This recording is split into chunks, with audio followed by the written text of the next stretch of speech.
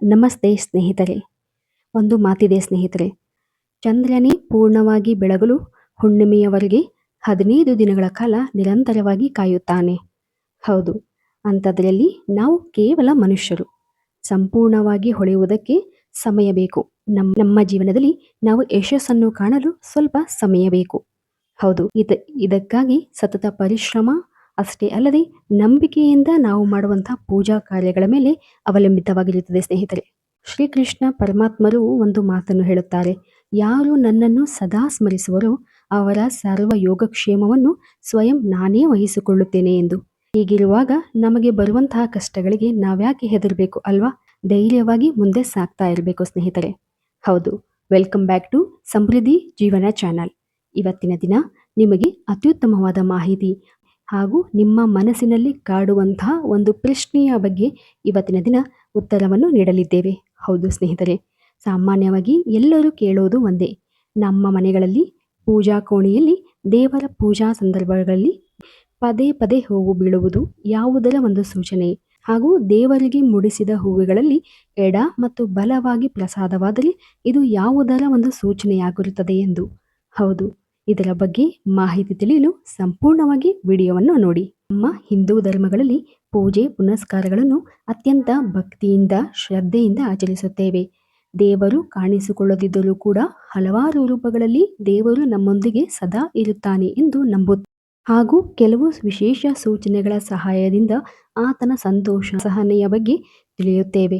ಹೌದು ಸ್ನೇಹಿತರೆ, ನಮ್ಮ ಮನೆಗಳಲ್ಲಿ ವಿಶೇಷವಾಗಿ ಪೂಜಾ ಕಾರ್ಯಗಳನ್ನು ಮಾಡಿದಾಗ ನಾವು ಹಲವಾರು ರೀತಿಯ ಸೂಚನೆಗಳನ್ನು ಕಾಣುತ್ತೇವೆ. ಇದು ದೇವರು ನಮ್ಮ ಮನೆಗಳಲ್ಲಿ ವಾಸವಾಗಿದ್ದಾನೆ ಎಂಬುದರ ಸೂಚನೆಯೂ ಕೂಡ ಆಗಿರುತ್ತದೆ.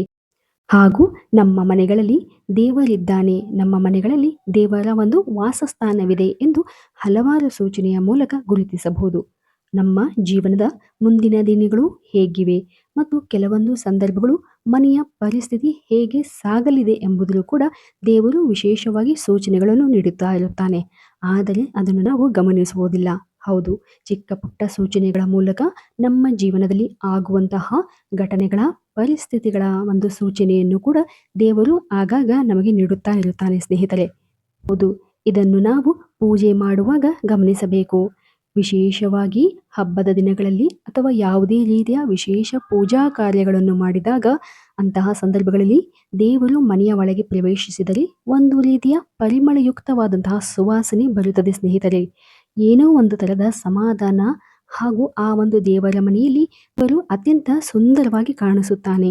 ಹೌದು, ಇದರಿಂದಾಗಿ ನಮ್ಮ ಮನೆಗಳಲ್ಲಿ ದೇವರ ವಾಸಸ್ಥಾನವಿದೆ ಎಂದು ಭಾವಿಸಬಹುದು. ಹಾಗೂ ದೇವರು ನಮ್ಮ ಪೂಜೆಯನ್ನು ಸ್ವೀಕರಿಸಿದ್ದಾನೆ ಎಂಬುದರ ಅರ್ಥವೂ ಕೂಡ ಇದಾಗಿರುತ್ತದೆ ಸ್ನೇಹಿತರೆ.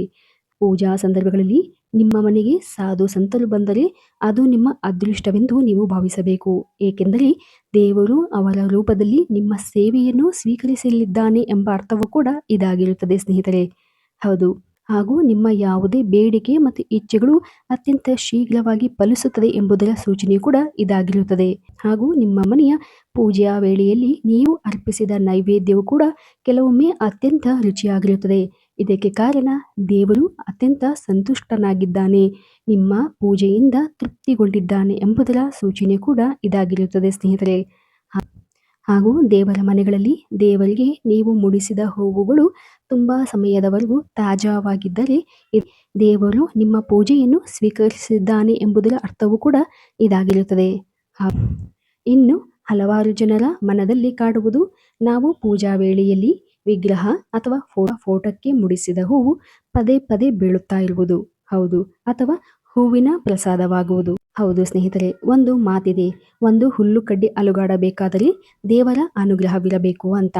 ಹೀಗಿರುವಾಗ ನಿಮ್ಮ ಪೂಜಾ ವೇಳೆಯಲ್ಲಿ ದೇವರ ಮೇಲಿನ ಹೂವು ಬೀಳುವುದು ಕೂಡ ಆತನ ಅನುಗ್ರಹವಿದ್ದರೆ ಮಾತ್ರ. ಹೌದು, ನೀವು ಪೂಜೆ ಮಾಡುವಾಗ ಹೂವು ಪದೇ ಪದೇ ಬೀಳ್ತಾ ಇದ್ರೆ ಅದು ಒಂದು ಶುಭದ ಸೂಚನೆಯಾಗಿರುತ್ತದೆ. ನಿಮ್ಮ ಮೇಲೆ ದೇವರು ಅತ್ಯಂತ ಕರುಣಾಮಯಿಯಾಗಿದ್ದಾನೆ, ನಿಮ್ಮ ಬೇಡಿಕೆಗಳು ನಿಮ್ಮ ಇಚ್ಛೆಗಳು ನೆರವೇರಲಿದೆ ಎಂಬುದರ ಅರ್ಥವೂ ಕೂಡ ಇದಾಗಿರುತ್ತದೆ ಸ್ನೇಹಿತರೆ.